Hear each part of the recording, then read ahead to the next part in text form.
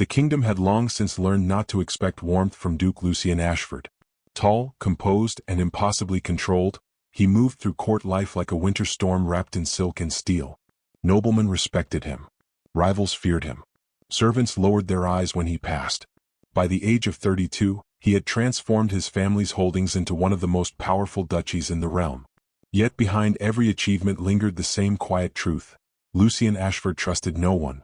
When his father died after a prolonged illness, the old duke left behind one final request: marry Seraphina Everhart. Many expected Lucien to refuse. The Everhart family had once rivaled the wealthiest houses in the kingdom, but a series of disastrous investments had destroyed their fortune. Their grand estates had been sold. Their influence had faded. Their names survived only through memory and pride. Yet Lucien honored the dying wish. The wedding took place beneath the towering arches of the royal cathedral. Gold candles illuminated marble floors while nobles gathered to witness the strange union. They watched Seraphina approach the altar in a gown elegant enough to hide how much had been lost. Her beauty was undeniable, but whispers followed her like shadows. She married him for security. She trapped the duke. She wanted his title. The rumors spread before the ceremony had even ended. Lucien ignored them all. Unfortunately, he ignored his bride as well. The marriage that followed was polite, distant, and painfully cold. They shared a home large enough to house hundreds, yet many days passed without meaningful conversation. At breakfast, Lucien discussed estate reports. At dinner, he reviewed trade contracts. By nightfall, he disappeared into his study. Seraphina never complained. She learned the rhythms of the duchy quietly. She memorized servants' names. She repaired strained relationships between estate workers. She listened more than she spoke. Whenever Lucien entered a room, she greeted him with the same gentle smile. Most days he barely noticed. But while society judged her motives, none of them understood the danger growing beneath the surface of the Ashford empire. A severe downturn in international shipping had begun draining the duchy's fortune. Several major investments failed simultaneously. Creditors became impatient. Trade routes collapsed. Behind closed doors, Lucien fought desperately to prevent financial ruin. The pressure hardened him further. He spent longer hours working. He slept less. His temper shortened. The entire burden rested on his shoulders. Or so he believed. One rainy afternoon, Seraphina accidentally overheard part of a conversation between Lucien and his financial advisors. Hidden beyond a half-open door, she listened as they described losses large enough to threaten everything. For the first time since her marriage, genuine fear touched her heart. Not fear for herself, fear for him. That evening she unlocked a small wooden chest hidden among her belongings. Inside rested the final treasures of her family's legacy: a sapphire necklace, diamond earrings, her mother's wedding bracelet, the last remaining symbols of the Everhart name. One by one she sold them through trusted intermediaries. The transactions were conducted in secret. Funds were transferred anonymously through private banking channels. Debts disappeared. Critical contracts survived. Vital trade routes remained open. Within months, the duchy's finances stabilized. Lucien considered it the result of relentless work. He never learned who had truly saved him. Seraphina never intended him to know.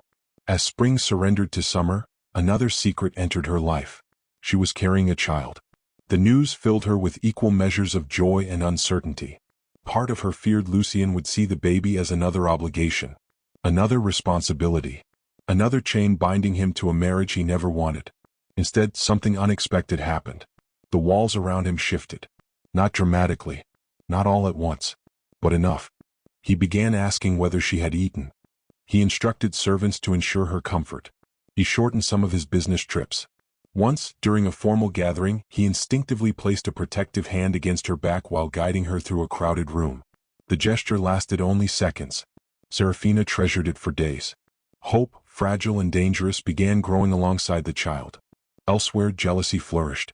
Lady Vivian Blackthorne had spent years believing she would eventually become Duchess of Ashford. Beautiful, ambitious, and adored by much of society, she viewed Seraphina as an obstacle that should never have existed. Every sign of growing affection between husband and wife deepened her resentment. She soon found an ally in Lord Damien Hawthorne, a calculating nobleman whose business interests had suffered under Lucien's reforms. Together they shared a common goal: destroy Seraphina. Over months they gathered servants willing to lie for money. Old correspondence was stolen. Signatures were copied. Entire letters were fabricated. A false romance was constructed between Seraphina and a fictional former lover. Each forgery appeared convincing. Each deception grew more dangerous. Meanwhile, winter arrived early. Snow drifted across the duchy's gardens, covering stone pathways in silver. One evening, Seraphina stood alone inside a nursery being prepared for the baby's arrival. Firelight flickered softly across pale walls. Tiny blankets rested neatly inside a cradle near the window. She placed both hands over her stomach. Her voice barely rose above a whisper. "Even if your father never learns to love me, little one, you will never spend a single day wondering if you are loved." Emotion trembled through the words. Outside the partially open door, unseen by her, Lucien stood motionless. For several silent seconds, neither moved. Then something unfamiliar settled heavily inside his chest. Not annoyance. Not obligation. Guilt. The realization followed him long after he walked away. For the first time, he wondered whether the woman he had kept at arm's length had been standing beside him all along. And far across the city, beneath the glow of candlelight, Lady Vivian pressed a royal seal onto a packet of forged letters and smiled, knowing the trap was finally ready. The winter masquerade ball arrived beneath a sky of crystal stars and drifting snow. For generations, the royal celebration had marked the height of the social season, drawing nobles from every corner of the kingdom. Gold-lit carriages lined the palace courtyard. Silk gowns swept across marble floors. Crystal chandeliers scattered warm light over hundreds of masked faces, transforming the grand ballroom into a glittering sea of secrets. Yet beneath the beauty lingered anticipation. Rumors had been circulating for weeks. Whispers followed every noble conversation. And though most guests did not know precisely what they were waiting for, many sensed that something significant was about to unfold. Duke Lucien Ashford arrived shortly after sunset. His black formal attire and silver mask only enhanced the commanding presence that made lesser men instinctively step aside. Beside him walked Seraphina, radiant in a gown of pale ivory embroidered with delicate silver patterns that shimmered like frost. Her pregnancy had softened her features with a quiet glow, and for a brief moment as they entered the ballroom together, they appeared exactly as society expected a powerful duke and duchess to appear. United, elegant, unshakable. The illusion comforted Seraphina more than she wished to admit. During recent weeks, Lucien's behavior had continued changing in subtle ways. He still struggled to express affection, yet his concern increasingly revealed itself through actions rather than words. When crowds grew dense, he remained close. When servants forgot her preferences, he corrected them. When she seemed tired, his gaze lingered with unmistakable worry. None of it resembled love. But it felt dangerously close to hope. As musicians filled the ballroom with graceful melodies, couples drifted across the polished floor. Nobles exchanged greetings and political favors. Crystal glasses reflected golden candlelight. For the first time in months, Seraphina allowed herself to imagine a future where patience might finally be rewarded. Across the room, Lady Vivian Blackthorne watched everything. Every glance Lucien directed toward his wife sharpened her resentment. Every smile Seraphina received felt like a personal insult. Standing beside her, Lord Damien Hawthorne maintained the calm expression of a man who already knew how the evening would end. The trap had been carefully prepared. Now it only required the proper moment. That moment arrived shortly before midnight. A sudden interruption silenced the musicians. Conversation faded. Hundreds of eyes turned toward the center of the ballroom. Vivian stepped forward holding a collection of aged letters bound together with faded ribbon. At first, curiosity spread through the crowd. Then confusion. Then fascination. "My apologies," Vivian announced with practiced sorrow, "but certain truths should never remain hidden." A murmur swept through the hall. Seraphina felt unease tighten inside her chest. Lucien's expression darkened. Vivian slowly unfolded the first letter. She began reading. The words described secret affection, forbidden meetings, promises exchanged between lovers. The writer spoke passionately of a future together. A future that clearly did not include Duke Lucien. Gasps echoed through the ballroom. Seraphina stared in disbelief. The handwriting resembled her own. The signature carried her name. But she had never written those words. "These are lies," she said immediately. Her voice remained calm, though her heartbeat thundered. Vivian lowered her gaze theatrically. "I truly wish they were." Damien stepped forward. "I can confirm the authenticity of the correspondence." More whispers erupted. Several nobles leaned closer. Others exchanged knowing looks. The atmosphere shifted with frightening speed. Years of social prejudice resurfaced instantly. The impoverished noblewoman. The ambitious wife.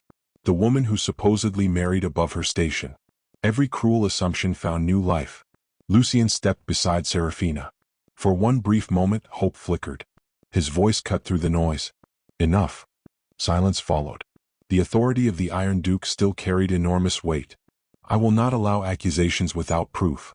Relief washed through Seraphina. Vivian's smile nearly disappeared. But Damien was prepared. He produced additional documents.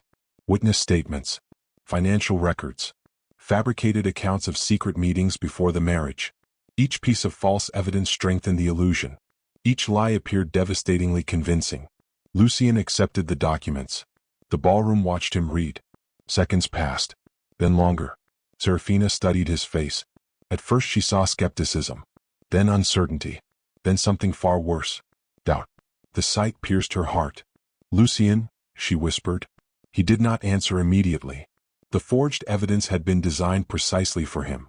It preyed upon every insecurity he carried. Every fear of betrayal. Every reason he had spent years keeping others at a distance. His silence became unbearable. The crowd sensed weakness. Whispers multiplied. The room seemed to shrink around Seraphina. Finally Lucien looked at her. His eyes no longer held certainty. Only conflict. Tell me the truth. The words struck harder than any accusation, because they revealed he no longer trusted her. Tears filled her eyes. I am telling you the truth. Damien seized the opportunity. What truth, Your Grace? That this child belongs to another man. The accusation exploded through the ballroom. Several women gasped aloud. A crystal glass shattered somewhere near the back. For a moment, time itself seemed to freeze. Seraphina instinctively placed both hands over her stomach. Lucien's jaw tightened.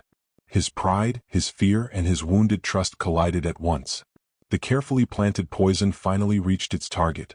In front of the entire royal court he lost control. Was any of it real? He demanded. The pain in his voice surprised even him. Did you marry me while loving someone else? Seraphina stared at him as though she no longer recognized the man before her. The ballroom disappeared. The crowd disappeared. Only the betrayal remained. After everything she had sacrificed, everything she had endured, he had chosen strangers over her. Chosen lies over faith. Chosen suspicion over love. Slowly, trembling, she removed her wedding ring. The movement drew complete silence from the room. No one spoke. No one moved. Even the musicians stood frozen. She stepped forward and gently placed the ring into Lucien's hand. The metal gleamed beneath the chandeliers. Her voice broke as she spoke. You did not destroy my reputation tonight. A tear slipped down her cheek. You destroyed the last piece of faith I had in us. The devastation in her eyes struck Lucien harder than any accusation ever could. Yet before he could respond, her face suddenly drained of color. The room tilted. Pain tore through her body. A sharp gasp escaped her lips. Then she collapsed. Chaos erupted instantly. Servants rushed forward. Nobles shouted for help. Lucien caught her before she struck the marble floor. For the first time that evening, genuine terror entered his eyes. A royal physician pushed through the crowd and knelt beside her. The examination lasted only moments. When the doctor finally stood, his expression was grave. The Duchess is in danger. The ballroom fell silent once more. The physician's next words seemed to echo endlessly beneath the chandeliers. Her pregnancy is critically unstable. Another shock of this magnitude could cost both mother and child their lives. The color drained from Lucien's face. And before dawn broke over the snow-covered kingdom, Seraphina Ashford vanished without leaving a single clue behind. The morning after Seraphina vanished, the Ashford estate felt unnaturally silent. Snow covered the gardens in a blanket of white, muting the world beyond the windows. Servants moved carefully through the halls, avoiding eye contact whenever Duke Lucien appeared. News of the scandal had already spread throughout the kingdom. Every newspaper carried some version of the story. Every noble household discussed it over breakfast. The humiliated Duchess had disappeared, and the Iron Duke had done nothing to stop her. At least, that was what everyone believed. For 3 days Lucien buried himself in work. He reviewed contracts. He attended meetings. He signed documents. He convinced himself that his anger remained justified. If Seraphina had truly betrayed him, her departure was inevitable. If she was innocent, she would eventually return and explain everything. The reasoning sounded logical. Yet every night he found himself staring at the empty chair across the dining table. Every morning he noticed untouched flowers wilting in the corridors she once brightened with quiet care. The estate felt colder without her. On the fourth day, an unexpected visitor arrived. An elderly banker named Theodore Whitmore requested an immediate audience. Lucien nearly refused. The man insisted the matter concerned the Duchess. That changed everything. Within minutes, Theodore was escorted into the Duke's private study. His silver hair framed a weathered face marked by decades of experience. He carried a leather portfolio thick with records and correspondence. Lucien remained standing. "What does this have to do with my wife?" The old banker hesitated. Then he carefully placed several documents across the desk. "I believe your grace deserves to know who saved the Ashford Shipping Company 3 years ago." Lucien frowned. "My financial recovery required no saving." Theodore's expression softened with pity. "Respectfully, your grace, that is not true." The words immediately captured his attention. The banker opened the records. Pages revealed transactions worth millions. Anonymous deposits. Private debt settlements. Emergency transfers that had prevented catastrophic collapse. Every document pointed toward the same hidden benefactor. Lucien stared in disbelief. Who provided this money? The old man met his gaze. Seraphina Everhart. The room seemed to grow smaller. For several seconds Lucien could not speak. Theodore continued quietly. "She sold the last heirlooms belonging to her family." A second document appeared. Then a third. Each one strengthened the truth. The sapphire necklace from her mother. Another page. The Everhart wedding bracelet. Another. The final pieces of her inheritance. Lucien's pulse quickened. He remembered those difficult years vividly. Endless negotiations. Failing investments. Mounting pressure. He had believed he survived through determination alone. Instead, the woman he barely acknowledged had sacrificed everything to save him. "And she never told me." The banker shook his head. "She specifically forbade anyone from revealing her involvement." A painful silence settled between them.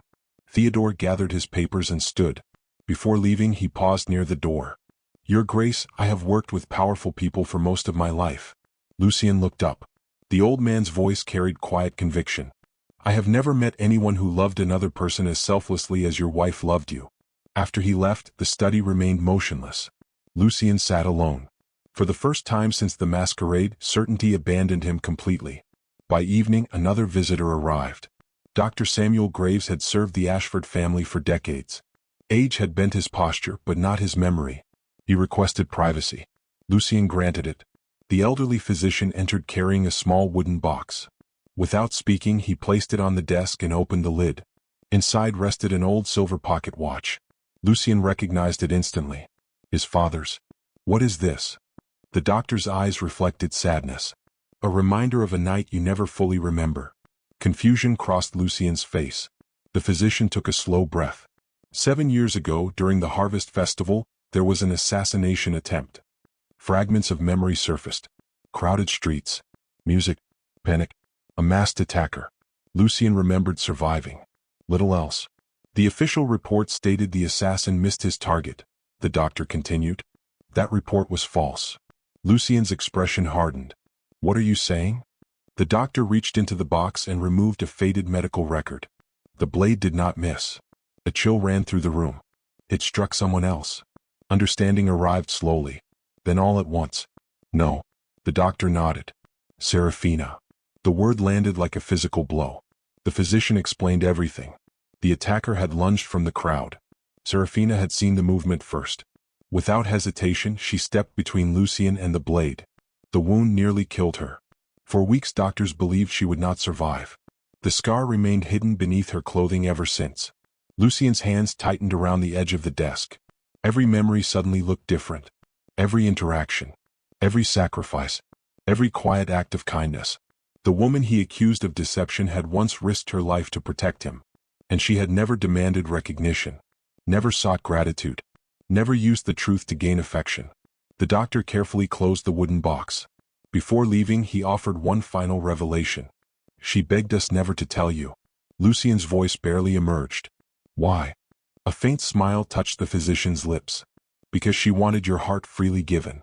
The door closed behind him. Darkness gathered outside. Inside the study, Lucien remained frozen. Hours passed before he finally moved. The pieces no longer fit the story he had believed. Driven by desperation, he ordered a private investigation into the letters. The inquiry moved swiftly. Experts examined ink, paper, signatures, witness statements. Within 48 hours the truth emerged. The letters were fraudulent. Every single one. Servants confessed accepting bribes. Documents were traced back to Damien Hawthorne. Financial records connected the conspiracy directly to Lady Vivian Blackthorne. The evidence was overwhelming. There had been no secret lover. No betrayal. No deception. Only lies. Carefully constructed lies. And Lucien had believed them. The realization shattered whatever remained of his pride. Near midnight he found himself standing outside Seraphina's private rooms. The door creaked open. Moonlight spilled across the silent chamber. Nothing had changed since her disappearance. A shawl rested across a chair. A book remained open beside the fireplace. The faint scent of her favorite roses still lingered in the air. For the first time the room felt unbearably empty. As he wandered through the space, his attention caught on a loose panel hidden behind a bookshelf. Inside rested a small journal. Hands trembling he opened it. Page after page revealed her heart. There were no complaints. No bitterness. Only hope. Hope that he would smile more. Hope that he would find peace. Hope that one day he might see her not as an obligation, but as a woman who loved him. Tears blurred his vision. Then he reached the final entry. The words were written only days before the masquerade. I never wanted a perfect husband. I only wanted him to see me. The journal slipped from his hands and struck the floor. At last the Iron Duke broke. And as tears fell freely for the first time in his life, a fisherman arrived at the estate gates carrying news from a distant coastal village, where a pregnant woman matching Seraphina's description had been seen staring alone at the winter sea. The journey to the coastal village took Duke Lucien Ashford 5 relentless days and nights. He traveled through snow-covered forests, frozen valleys, and isolated roads abandoned by most winter travelers. Sleep became an afterthought. Food barely mattered. Every mile brought a single question that haunted him with increasing cruelty. What if he was already too late? The fisherman who delivered the information rode beside him for part of the journey, describing the woman he had seen. She lived alone in a small cottage overlooking the sea. She rarely spoke to anyone. She spent long hours watching the waves. Most importantly, she was heavily pregnant and appeared increasingly weak. Each detail tightened the knot of fear inside Lucien's chest. By the time the village finally emerged through the falling snow, he scarcely recognized himself. The proud Duke who once measured every word and controlled every emotion had been replaced by a desperate man chasing a chance he no longer deserved. The village sat between rugged cliffs and a gray winter sea. Small cottages clustered around a harbor where fishing boats rocked gently against wooden docks. Smoke drifted from chimneys into the icy air. At the far edge of the settlement stood a modest cottage facing the ocean. Lucien knew immediately. She was there. His pulse thundered as he approached the door. For a moment, his hand hovered above the wood. Then he knocked. Silence followed. A few seconds later, the door slowly opened. Seraphina stood before him. For several heartbeats neither spoke. The sight of her nearly broke him. She looked thinner than before. The gentle glow she once carried had faded beneath exhaustion. Shadows rested beneath her eyes. Yet despite everything, she remained beautiful. Perhaps because he was finally seeing her clearly. Shock crossed her face. Then pain. Then careful indifference. How did you find me? Her voice was calm, but distance lingered behind every word. Lucien struggled to answer. I searched. The simplicity of the response somehow carried more truth than any speech. Seraphina looked away toward the sea. You should not have come. I had to. A bitter smile touched her lips. You had to. The words stung because he deserved them. For months she had needed him. For years she had loved him. And when she needed faith most, he had offered suspicion. Lucien lowered his gaze. I know the truth. Something flickered across her expression. The letters were forged. Silence. Vivian and Damien planned everything. More silence. I was wrong. The confession felt painfully inadequate. No apology could erase what happened inside that ballroom. No explanation could restore the trust he destroyed. Seraphina's eyes glistened briefly before she looked away. I am tired, Lucien. Not angry. Not cruel. Simply tired. The response hurt more than hatred ever could. Before he could say anything else, a powerful gust of wind rattled the cottage windows. Snow swirled across the shoreline. Dark clouds rolled over the sea with alarming speed. Villagers began shouting outside. A storm was approaching. Within hours, the peaceful harbor transformed into chaos. The snowstorm struck with terrifying force. Wind screamed across the cliffs. Visibility disappeared beneath curtains of white. Roads vanished beneath drifts of snow. Communication with neighboring towns became impossible. The village was trapped. So was Lucien. For the first time, neither of them could run from the conversation waiting between them. That night Seraphina's condition worsened. The village midwife arrived shortly before midnight. One look at Seraphina was enough. The baby was coming. Too soon. Complications emerged almost immediately. The nearest physician lived several hours away under normal conditions. In the storm, reaching him was impossible. The realization settled heavily over the cottage. Everyone understood the danger. Mother and child could both die before morning. Fear spread through the small room. Only Lucien remained strangely calm. Not because he lacked fear. Because fear had become absolute. When terror reaches its highest point, it sometimes transforms into clarity. He refused to leave her side. As labor intensified, hours blurred together. The storm battered the cottage relentlessly. Candles flickered. Water boiled. Blankets were prepared. The midwife issued instructions. Lucien followed everyone. He carried supplies. Supported Seraphina whenever pain overwhelmed her. Held her hand through each contraction. For the first time in his life, titles meant nothing. Power meant nothing. Wealth meant nothing. The only thing that mattered was the woman fighting for her life before him. Near dawn, the situation became critical. The baby's heartbeat weakened. Seraphina drifted in and out of consciousness. The midwife's expression grew increasingly grim. Lucien felt panic clawing through his chest. He had faced financial ruin, political enemies, assassination attempts. None of them compared to this, because none threatened the person he loved. The realization struck with undeniable force. Not respected, not admired. The truth had been growing quietly for years while he remained too blind to see it. Every sacrifice she made, every smile she offered, every act of kindness he took for granted. She had become the center of his world long before he recognized it. And now he might lose her.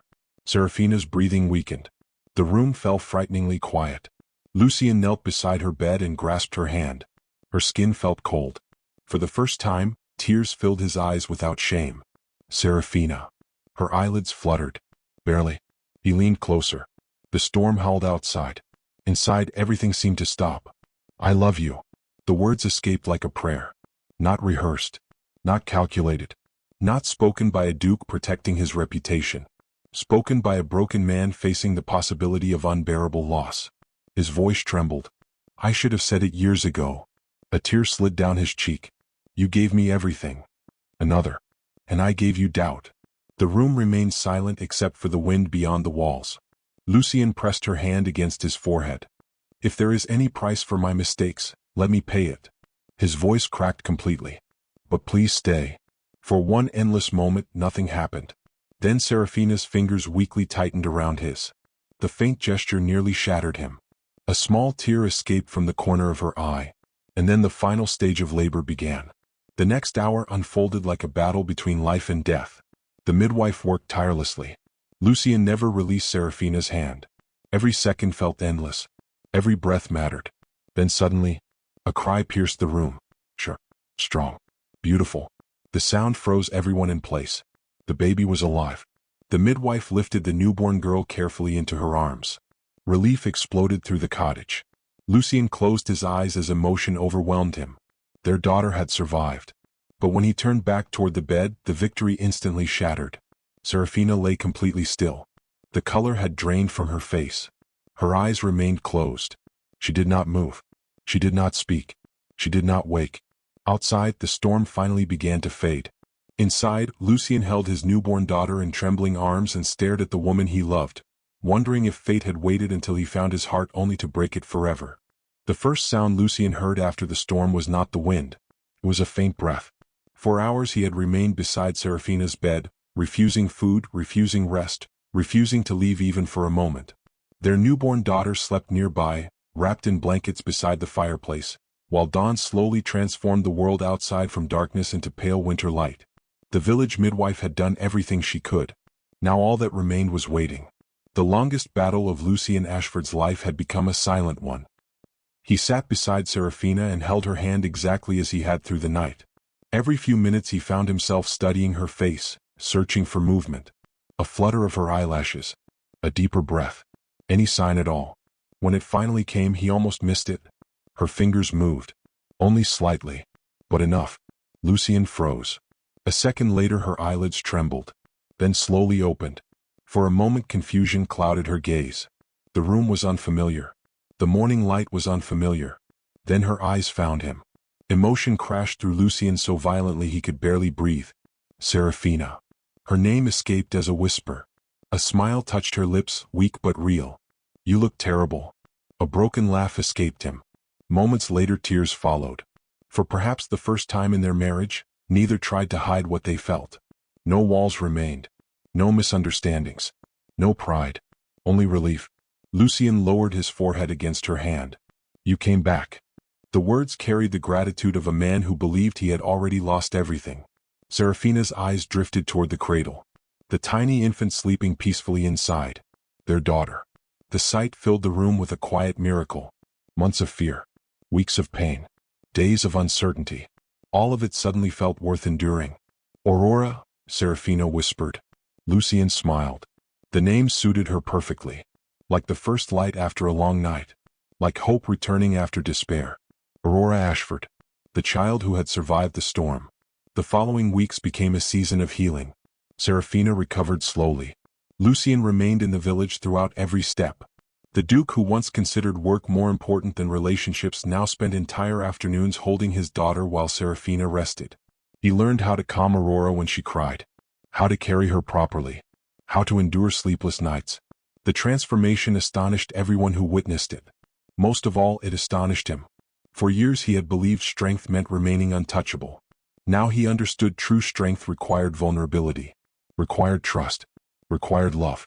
One snowy evening, several months later, Lucien finally asked the question he had avoided. Can you forgive me? The words hung between them. Seraphina stared toward the sea beyond the cottage window. The answer mattered more than any judgment ever delivered in court. I don't think forgiveness happens all at once, she said softly. Lucien listened carefully. It happens in choices. She looked at him. Every day we choose whether to remain trapped inside our worst moments. Emotion tightened his chest. And what do you choose? A gentle smile appeared. I choose to see the man sitting here. Not the Duke. Not the man from the ballroom. The man who crossed a kingdom to find her. The man who held her hand through the storm. The man learning how to become better. For Lucien, that answer meant more than forgiveness itself. Because it offered something even more precious. A future. By spring they returned to the capital together. This time there were no celebrations.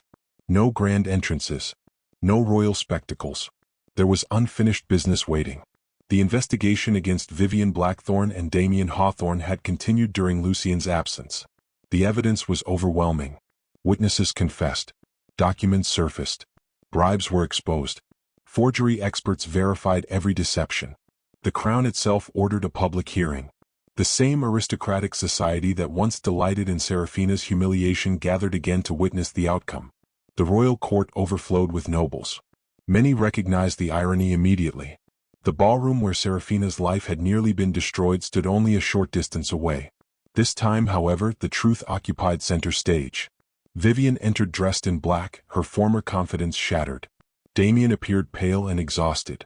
Neither could escape the mountain of evidence waiting for them. The proceedings lasted hours. Every lie unraveled.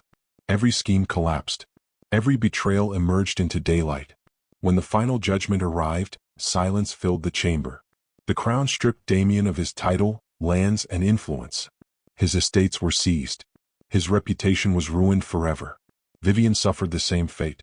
The woman who once dreamed of becoming a duchess lost everything she valued most. Status, power, recognition. As guards escorted them away, neither Lucien nor Seraphina celebrated. Vengeance suddenly felt small compared to everything they had survived. Justice mattered, but healing mattered more. The kingdom expected a magnificent celebration following the scandal. Many assumed Lucien would host extravagant banquets.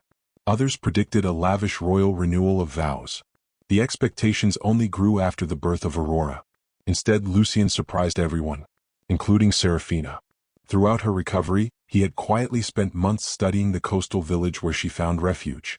He met fishermen, spoke with widows, visited struggling families, listened to stories few nobles ever heard. The experience changed him. For the first time, he understood how many people faced hardship without protection, how many mothers struggled alone, how many children grew up without opportunities. 1 year after Aurora's birth, he revealed his secret. He had purchased the entire village, not as an investment, not as a political project, but as a promise. Construction began immediately. Old buildings were restored. New homes appeared. Schools were established. Medical clinics opened. Gardens replaced abandoned lots. Every widow received support. Every orphan received education. Every vulnerable mother received shelter and protection. The project expanded far beyond a simple village. It became a sanctuary, a place where people forgotten by society could rebuild their lives. At its center stood a magnificent white manor overlooking the sea. Above its entrance gleamed a single name, Aurora House. When the grand opening ceremony arrived, families traveled from across the kingdom to attend. Children filled the streets with laughter. Flower gardens bloomed beneath summer sunlight. Church bells echoed across the coastline. The atmosphere felt less like a royal event and more like a celebration of hope itself. Seraphina stood beside Aurora near the entrance to the manor. The little girl, now walking confidently, held her mother's hand while marveling at the crowd. Then Lucien stepped forward. A hush gradually settled over the gathering. No one knew what he intended. Even Seraphina looked surprised. Slowly, before hundreds of witnesses, the Duke of Ashford lowered himself onto one knee. Gasps swept through the crowd. Kings were bowed to. Queens were bowed to. But dukes rarely knelt before anyone. Lucien reached into his pocket. Seraphina immediately recognized what emerged. The wedding ring. The same ring she had returned on the night he humiliated her. For a moment neither spoke. The memories attached to that small piece of gold stretched across years of heartbreak, sacrifice, redemption, and love. Lucien's eyes glistened. His voice carried across the silent gathering. Once I gave you a title. Emotion threatened to overwhelm him. Yet he continued. Today I give you my heart. A tear slipped down his cheek. This time it belongs to you forever. The entire village seemed to hold its breath. Seraphina looked at the ring. Then at the man kneeling before her. Not the cold duke she married. Not the broken man who searched for her. But the person he had fought to become. A man capable of choosing love over pride. Compassion over power. Truth over fear. With trembling fingers she accepted the ring. Then placed it back on her hand. Applause erupted instantly. Cheers echoed across the village. Church bells rang wildly overhead. Children laughed. Families embraced. Several people openly cried. At the center of it all, little Aurora slipped between her parents and grabbed both their hands. The gesture drew laughter from the crowd. Together they began walking through the sanctuary they had created. Not as symbols of nobility. Not as figures of power. But as a family. Around them stood living proof that pain could become purpose. That mistakes could become lessons. That broken things could be rebuilt stronger than before. As the sun lowered over the sea, golden light washed across Aurora House and the village beyond it. Lucien glanced at Seraphina. She smiled. The same gentle smile that had loved him long before he deserved it. This time, however, he finally understood its value. The greatest victory was never that the Duke regained his wife. It was that he became the man she had always believed he could be. And surrounded by laughing children, grateful families, and the love they nearly lost forever, Lucien and Seraphina stepped into a future that no longer belonged to duty, titles, or expectations. It belonged to hope.